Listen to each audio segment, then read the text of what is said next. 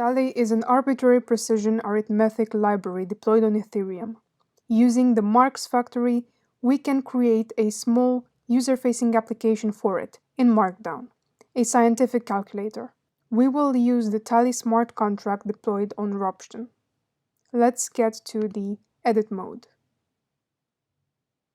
We have functions with 1, 2, or 3 inputs, so we have our number A user, B, and number C, which are the user-facing inputs, these 3.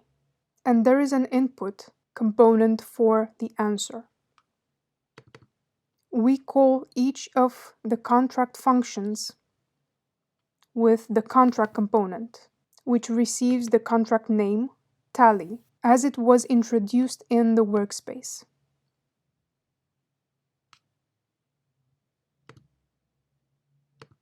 Then we have the function name, the labels for the input values that will be received as arguments, and the label of where the function result will be set.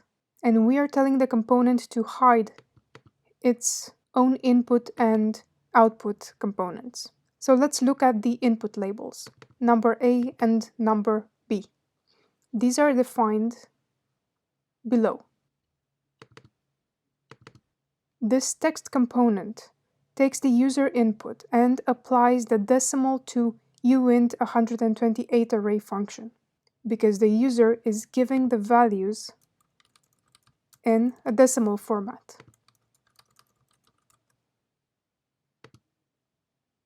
So we need to transform this decimal string into a uint128 array that will be used by the Tally contract. So the result is set in number A, number B, and number C. The result of the add function is set in answer row, which is here. Then this hidden text component applies the uint128 array to decimal function. So we can see the final result also as a decimal number, and it will set it in the answer label. So now we can write down big numbers and add them, subtract them, multiply, divide, modulo, add mod,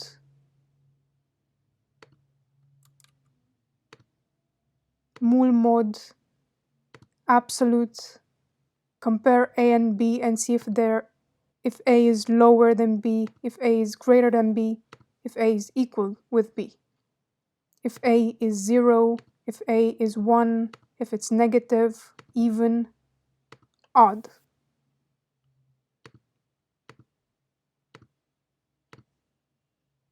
With the Marks factory, you can also have documentation and embedded videos for tutorials. So if you want to learn more about Tally, you can watch this video.